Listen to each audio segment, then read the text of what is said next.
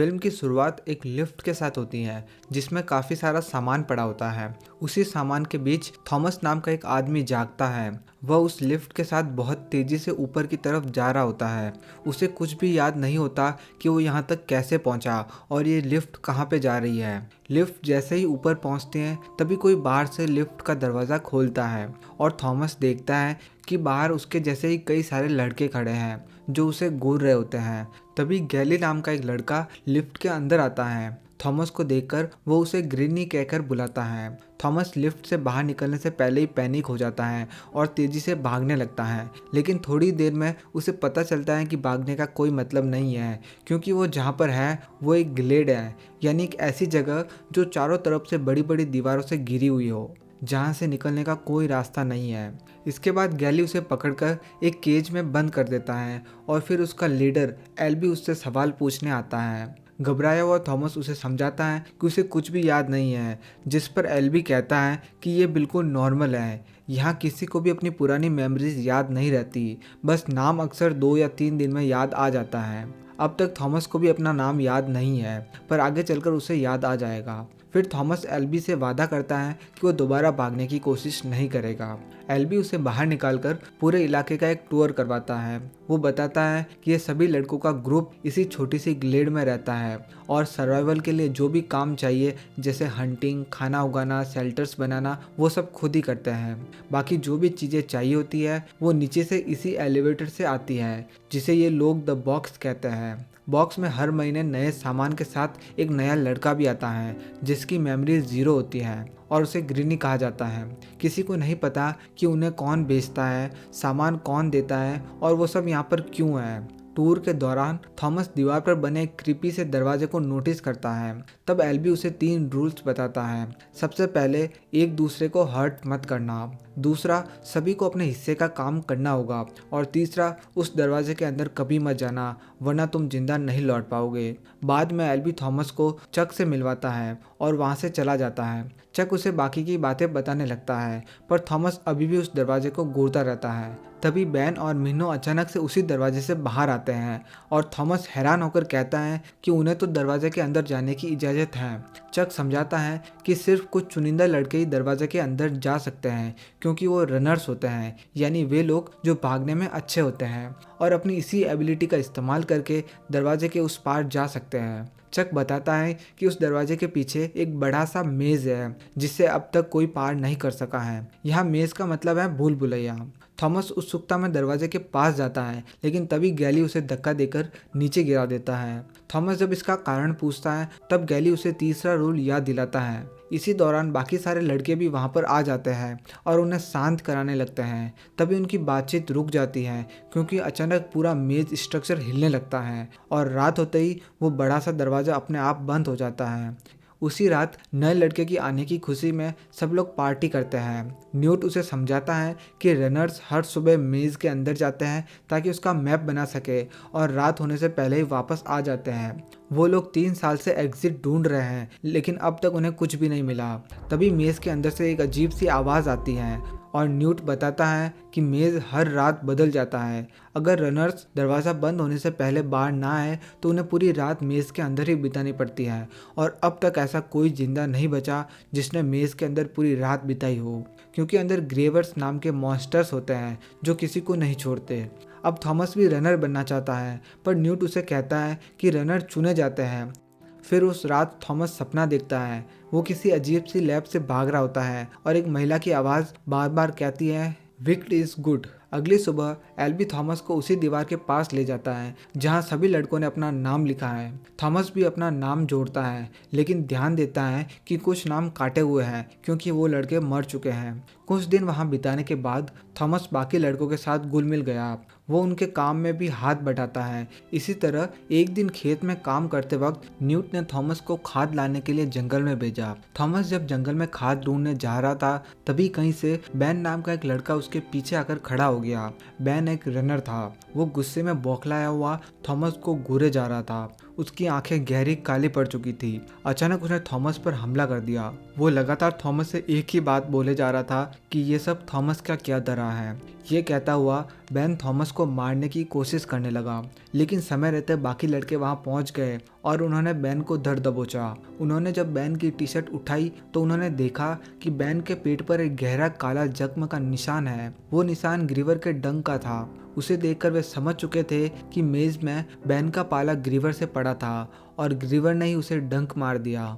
उसके डंक का इन्फेक्शन तेजी से बेन के शरीर में फैलता जा रहा था। ग्रीवर का डंक इतना खतरनाक होता है कि उससे इन्फेक्टेड इंसान धीरे धीरे अपना मानसिक संतुलन खो देता है और काफ़ी ज़्यादा हिंसक हो जाता है और वो दूसरों को भी इन्फेक्ट करने लगता है। ग्रीवर का दिन के समय बेन पर हमला करना उनके लिए अजीब था, क्योंकि ग्रीवर तो बस रात में ही निकलते थे। हालांकि उस वक्त इस बात पर किसी ने ध्यान नहीं दिया और वे सब बेन के रूप में इस मुसीबत को ठिकाने लगाने में जुट गए। दिन ढलने से ठीक पहले बेन को मेज के दरवाजे पर लाया गया, जहां पर ग्लेड के सारे लड़के अपने लाठी डंडों के साथ मौजूद थे। वहां पर उन रनर्स का लीडर मियो भी था। मियो ने बेन को खाने पीने का कुछ सामान देकर मेज के अंदर जाने के लिए कहा। बेन उनके आगे गिड़गिड़ाने लगा कि वे उसे मेज के अंदर ना भेजे, लेकिन इतने में ही मेज का दरवाज़ा बंद होने लगता है, जिसके बाद ग्लेड के बाकी लोग अपने डंडों के सहारे बेन को मेज के अंदर धकेल देते हैं। बेन के मेज के अंदर जाते ही दरवाज़ा बंद हो गया। मतलब साफ था कि बेन अब कभी वापस नहीं लौटेगा। बदकिस्मती से उनके पास ग्रीवर के डंक का कोई इलाज नहीं था, इसीलिए वे बाकियों की सुरक्षा के लिए मजबूरन इन्फेक्टेड लोगों को मेज के अंदर मरने के लिए भेज देते हैं। ये थॉमस के लिए दिल दहला देने वाली घटना थी। फिर उसी रात जब थॉमस नींद के आगोश में था तो उसे एक सपना आया, जिसमें उसने खुद को एक लैब में पाया।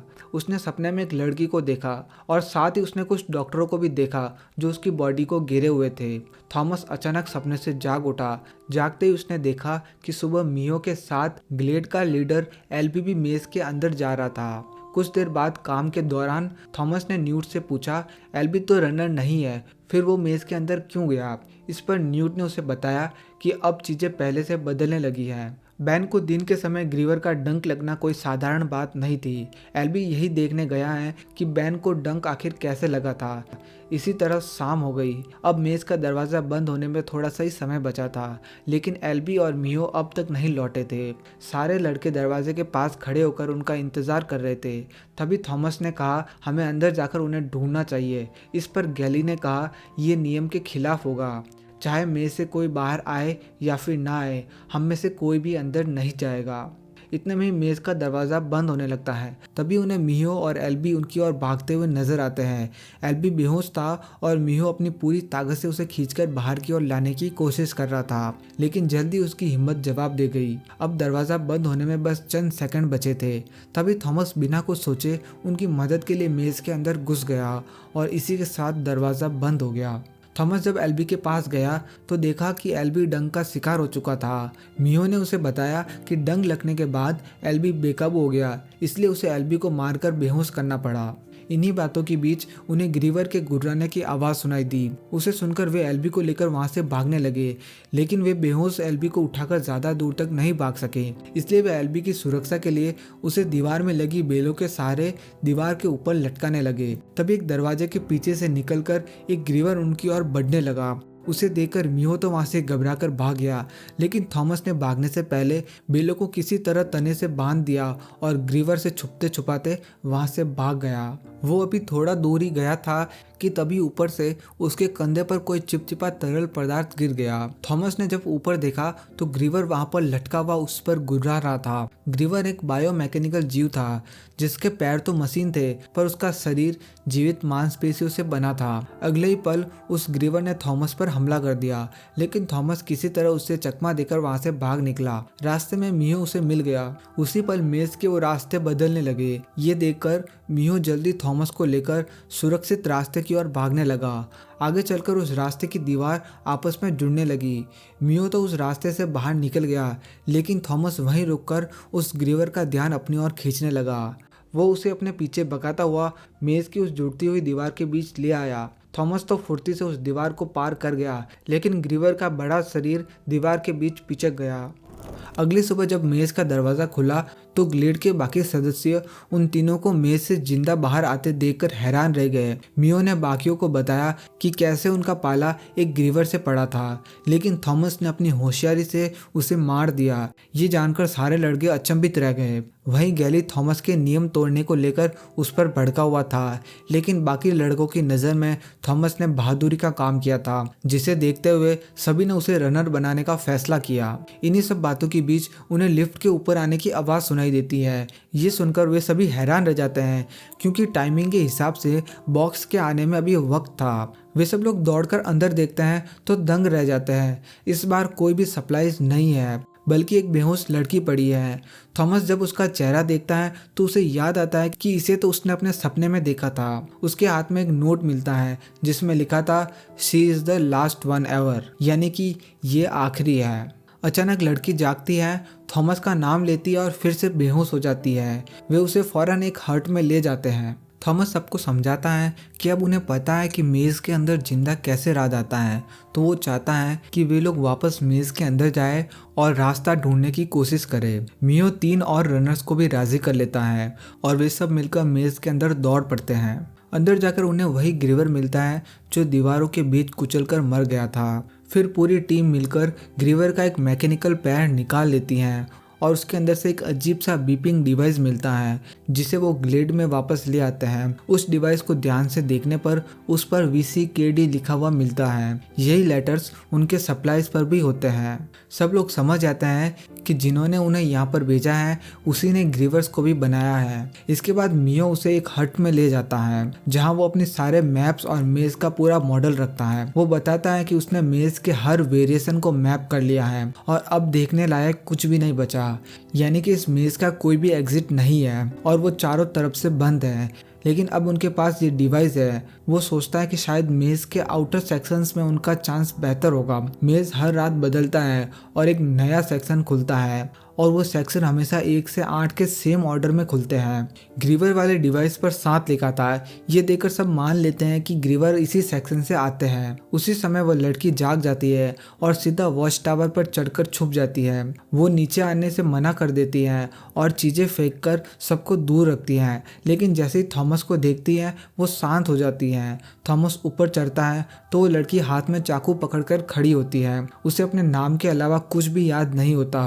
वो थॉमस को अपना नाम थेरेसा बताती है। थॉमस उसे सारी स्थिति समझाता है और बदले में थेरेसा बताती है कि उसके पास एक ही याद है जो थॉमस के सपनों से मिलती जुलती है।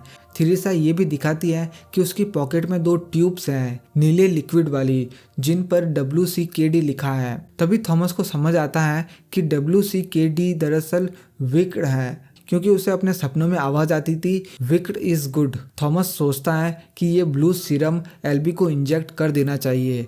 जैसे ही वे लोग एल्बी में इसे इंजेक्ट करने वाले होते हैं तभी एल्बी डरकर पागल हो जाता है और बार बार कहता है तुम्हें यहाँ पर नहीं होना चाहिए। बाकी लड़के उसे पकड़कर रोकते हैं और थेरेसा उस सीरम को इंजेक्ट कर देती है, जिससे एल्बी तुरंत बेहोश हो जाता है। इसके बाद गैली थॉमस को रात भर उस पिट में बंद कर देता है।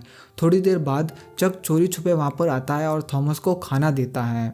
सुबह होते ही मियो और थॉमस दरवाज़ा खुलते ही मेज़ में घुस जाते हैं। मियो रास्ता दिखाता है और दोनों कई सारे सेक्शंस पार करते हुए आखिरकार 7वें सेक्शन तक पहुंच जाते हैं, जो अभी हफ्ते भर बाद खुलना था। वहां उन्हें बैन के कपड़े मिलते हैं। इसका मतलब ग्रीवर उसे घसीटकर यहाँ लाया था।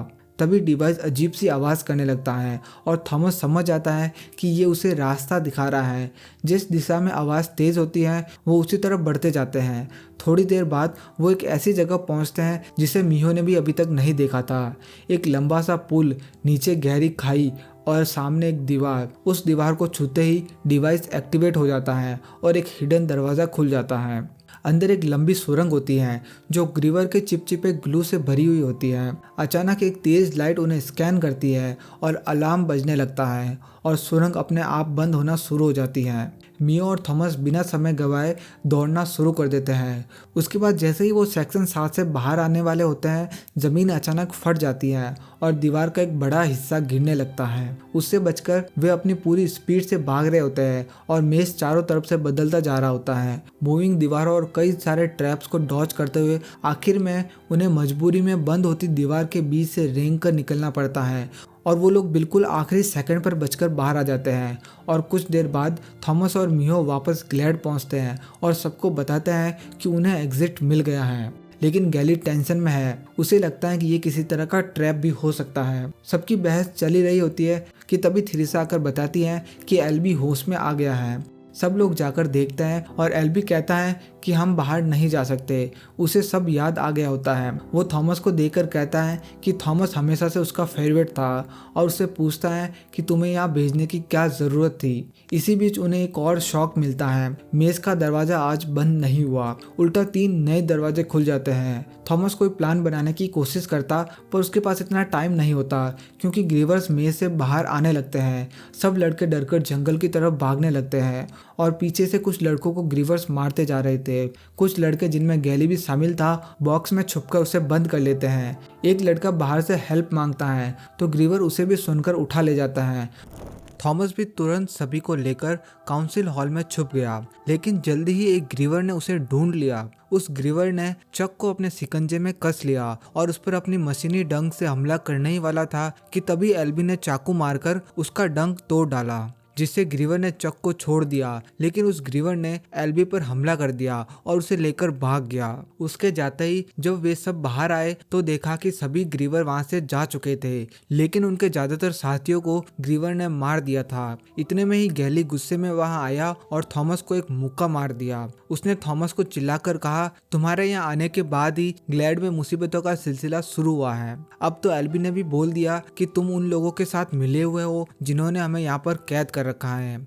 गैली की बातों से अब थॉमस को खुद पर शक होने लगा। अपनी हकीकत जानने के लिए उसके पास बस एक ही रास्ता था। उसे पता था कि जिन लोगों को ग्रीवर डंक मारता है उसे अपने बीते कल की कुछ बातें याद आ जाती हैं। यही सोचकर उसने भी अपने पैर में ग्रीवर का वो डंक घुसा लिया जिसे एल्बी ने तोड़ा था। डंक लगते ही वो बेहोश हो गया। खुशकिस्मती से टेरेसा के पास एक इंजेक्शन बचा हुआ था जिससे उसने थॉमस की जान बचा ली। अगली सुबह जब थॉमस की आंख खुली तो उसने खुद को और टेरेसा को एक पिंजरे में बंद पाया। पिंजरे के बाहर न्यूट, मियो और चक भी मौजूद थे। न्यूट ने थॉमस को बताया कि गैली ने ग्लैड का कंट्रोल अपने हाथ में ले लिया है। वो बाकी लड़कों को यह कहकर तुम्हारे खिलाफ भड़का रहा है कि जिन्होंने हमें यहाँ पर कैद किया तुम उनसे मिले हुए हो। इस पर थॉमस उनसे कहता है कि वैसे गैली कुछ हद तक सही है। असल में ये मेज एक टेस्ट लैब है। इसके पीछे कौन है ये तो मुझे याद नहीं, पर वे लोग बचपन से ही हमें ऐसे अलग अलग टेस्ट देते आ रहे हैं। वे हमें चैलेंज देकर हम पर किसी तरह के एक्सपेरिमेंट कर रहे हैं। मुझे याद है कि मैं और टेरेसा इस बार उनके साथ इस मेज वाले एक्सपेरिमेंट का हिस्सा नहीं थे, बल्कि हम दोनों इस एक्सपेरिमेंट में उनके साथ काम कर रहे थे। वे लोग हर महीने एक के बाद एक लड़कों को यहाँ पर भेजते थे। मैं सालों से तुम लोगों पर नजर रखता आ रहा हूँ। ये सुनकर टेरेसा ने पूछा, अगर हम उनके लिए काम कर रहे थे तो उन्होंने हमें यहाँ पर क्यों भेजा? हालांकि इस सवाल का जवाब थॉमस के पास नहीं था। वो अब खुद को उन लोगों का गुनहगार मानने लगा था। इस पर न्यूट ने उसे समझाया कि तुमने पहले जो भी किया हो वो मायने नहीं रखता, क्योंकि अब तुम हमारी मदद कर रहे हो, इसलिए हम सब तुम्हारे साथ है। न्यूट की बातों ने थॉमस के मन में आत्मविश्वास भर दिया। उन्होंने वहां से बाहर निकलने का ठान लिया। कुछ देर बाद गैली और उसके साथी थॉमस और टेरेसा को मेज के दरवाजे के सामने ले आए।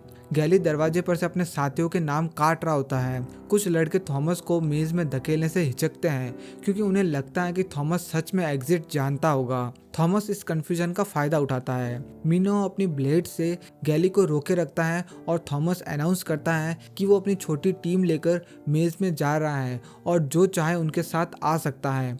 गैली उसे पागल कहता है, लेकिन आधे लड़के उसके साथ मेज में कूद जाते हैं। बहुत दौड़ भाग के बाद ग्रुप सेक्शन 7 तक पहुंचता है, जहां टनल के सामने एक ग्रेवियर पहरा दे रहा होता है। सभी एक साथ ब्रिज पर दौड़ते हुए जाते हैं और उस ग्रीवर को चारों तरफ से घेर कर ब्लेड से हमला कर देते हैं। वे लोग ग्रीवर को पीछे धकेलते रहते हैं, उसके हमलों को डॉज करते हुए। लड़ाई के दौरान डिवाइस टेरेसा के हाथ से उछलकर दूर चला जाता है। चक तुरंत डिवाइस लेने भागता है और ब्रिज के किनारे पर पहुंच जाता है, जहां उसे दूसरा ग्रेवियर ऊपर चढ़ता हुआ दिखाई देता है। टेरेसा जल्दी से उसे पकड़कर पीछे खींच लेती है। लड़के पूरी ताकत से ग्रेवियर को धक्का देते रहते हैं और आखिरकार उसे नीचे गिरा देते हैं, लेकिन तभी ब्रिज पर 2 और ग्रेवियर्स आ जाते हैं। वे सभी लगातार उन्हें रोकते हुए और अपने साथियों को खोते हुए लड़ते रहते हैं, जबकि टेरेसा और चक डिवाइस लेकर दरवाजे के पास पहुंच जाते हैं और उसे एक्टिवेट करके टनल खोल देते हैं। दोनों अंदर दौड़ते हैं और एक और दरवाजा पाते हैं जो 8 अंकों के कोड के बिना नहीं खुलता। थॉमस सोचता है कि हो सकता है ये नंबर मेज के सभी सेक्शंस का खुलने का सही क्रम हो। थॉमस मियो से पूछता है कि 8 सेक्शन हर रोज किस सीक्वेंस में खुलते हैं। इस पर मियो उसे बताता है कि शुरुआत सेक्शन 7 से होती है। फिर जैसे जैसे मियो बताता गया वैसे वैसे टेरेसा इन नंबर्स को डालती गई। जब इन नंबर्स के सीक्वेंस को पासवर्ड में एंटर किया गया तो खुशकिस्मती से दरवाजा खुल गया। उस दरवाजे के खुलते ही मेज के सारे दरवाजे बंद हो गए, जिससे कुचलकर कई सारे ग्रेवर्स मारे गए। हालांकि इस लड़ाई में थॉमस ने भी अपने कुछ साथी खो दिए थे, लेकिन उनकी कुर्बानी से थॉमस और बाकी बचे लोगों को आगे जाने का रास्ता मिल गया। उस दरवाजे के बाहर निकलते ही उन्हें एक लंबी सुरंग मिली। वे सभी उस सुरंग में आगे बढ़ने लगे। आगे चलकर उन्हें एग्जिट डोर दिखा। वे उस डोर को खोलकर अंदर गए तो अंदर का दृश्य देखकर उन सबका दिल दहल उठा। उन्होंने देखा कि अंदर हर जगह कई डॉक्टर और कुछ हथियारबंद लोगों की लाशें पड़ी हुई है। वो एक लेबोरेटरी थी जो अब तहस नहस हो चुकी थी। उन्होंने देखा कि वहाँ मौजूद कंप्यूटर से मेज के अंदर उन पर नजर रखी जाती थी। वहीं थॉमस ने जब एक फिंगरप्रिंट स्कैनर पर अपनी उंगली रखी तो वहाँ स्क्रीन पर एक रिकॉर्डेड वीडियो शुरू हो गया। उस वीडियो में मौजूद औरत ने बताया कि उसका नाम एवा पेज है और वो WCKD यानी कि विकेट की डायरेक्टर हैं। ये वीडियो उसने उन लोगों के लिए बनाया है जो इस मेज से बाहर निकलकर यहाँ तक पहुँचने में कामयाब हो गए। यानी डॉक्टर का ये वीडियो मैसेज अब थॉमस और उसके साथियों के लिए था। मैसेज में डॉक्टर ने उनसे कहा कि हमने आपके साथ जो भी किया उसके पीछे हमारा एक मकसद था। आप लोग भूल चुके हैं, लेकिन आज से 15 साल पहले सूरज से निकली घातक किरणों ने पूरी पृथ्वी को आग में झुलसा रखा था, जिससे पृथ्वी पर मौजूद सारे जंगल, गांव और शहर तबाह हो गए थे और उसमें करोड़ों लोग जलकर मारे गए थे। लेकिन उस तबाही के बाद जो हुआ वो और भी ज्यादा भयानक था। धरती के गर्म वातावरण से एक खतरनाक वायरस का जन्म हुआ जिसे हमने फेयर वायरस का नाम दिया। ये वायरस दिमाग पर असर करता है और मरीजों को काफी हिंसक बना देता है। डॉक्टर ने आगे बताया कि काफी समय तक तो हमें इस वायरस का कोई भी इलाज नहीं मिला था, लेकिन फिर हमने देखा कि हमारी नई जनरेशन यानी कि तुम जैसे कुछ बच्चे इस वायरस से इम्यून थे। हमारा ये जानना जरूरी था कि वो क्या चीज़ है जो तुम्हें इम्यून बनाती है, और इसी का पता लगाने के लिए हमने तुम्हारे मुश्किल टेस्ट लिए, तुम्हें मुश्किल परिस्थितियों से गुजारा। दुर्भाग्य से इस एक्सपेरिमेंट में कई बच्चों की बलि चढ़ गई, जिस वजह से कुछ लोगों को हमारे ये एक्सपेरिमेंट्स खटकने लगे और उन्होंने हमारे खिलाफ जंग छेड़ दी। बदकिस्मती से अब वे हम तक पहुंच चुके हैं। इन्हीं बातों के दौरान थॉमस और उसके साथियों ने वीडियो में देखा कि कुछ हथियारबंद लोगों ने लैब पर हमला कर दिया है और उन्हें देखकर डॉक्टर ने खुद को गोली मार दी। वो मैसेज देखकर थॉमस और उसके साथियों को गहरा सदमा लगा। उसी पल उनके सामने बाहरी दुनिया का दरवाजा खुल गया। वे सभी उस दरवाजे की ओर बढ़ ही रहे थे कि तभी पीछे से गैली ने वहां पर आकर थॉमस पर अपनी बंदूक तान दी। गैली थॉमस और उनके साथियों का पीछा करते हुए यहाँ तक पहुंच चुका था, लेकिन उसे ग्रीवर का डंक लग चुका था, जिससे उसने अपने सोचने और समझने की क्षमता खो दी थी। उसने थॉमस पर गोली चला दी, लेकिन तभी चक ने वो गोली अपने सीने में ले ली। ये देखकर मियो ने गैली की छाती पर भाला मार दिया, जिससे गैली मारा गया। उसी पल चक ने भी अपना दम तोड़ दिया। उसकी मौत से थॉमस फूट फूट कर रोने लगा। इतने में ही बाहर से कुछ मास्क पहने हथियारबंद लोग वहां आ गए। ये वही लोग थे जिन्होंने लैब पर हमला किया था। वे लोग थॉमस और उनके साथियों को एक हेलीकॉप्टर में लेकर वहां से रवाना हो गए। उसी पल उन्होंने ऊपर से मेज का वो विशाल स्ट्रक्चर देखा जिसमें वे लोग इतने समय से रह रहे थे।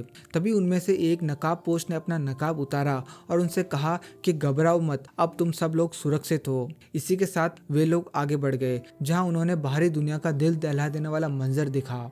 अब दुनिया बंजर रेगिस्तान में तब्दील हो चुकी थी।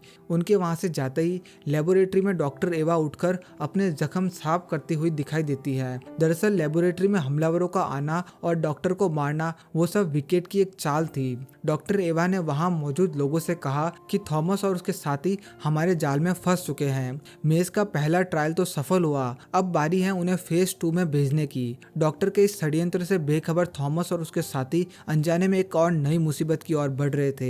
इसी के साथ मेज द रनर पार्ट 1 खत्म हो जाता है। इसके बाद आता है मेज द रनर पार्ट 2, जिसमें उन लोगों को ऐसी एक और मुश्किल परीक्षा देनी होगी। अगर आप चाहते हैं कि मैं इसका नेक्स्ट पार्ट बनाऊं तो कमेंट में बताएं, और उस पार्ट को देखने के लिए इस चैनल को सब्सक्राइब कर ले। अगर आपको हमारा एक्सप्लेनेशन पसंद आया तो इसे एक लाइक ज़रूर करें। फिर मिलेंगे नेक्स्ट वीडियो में। Thank you.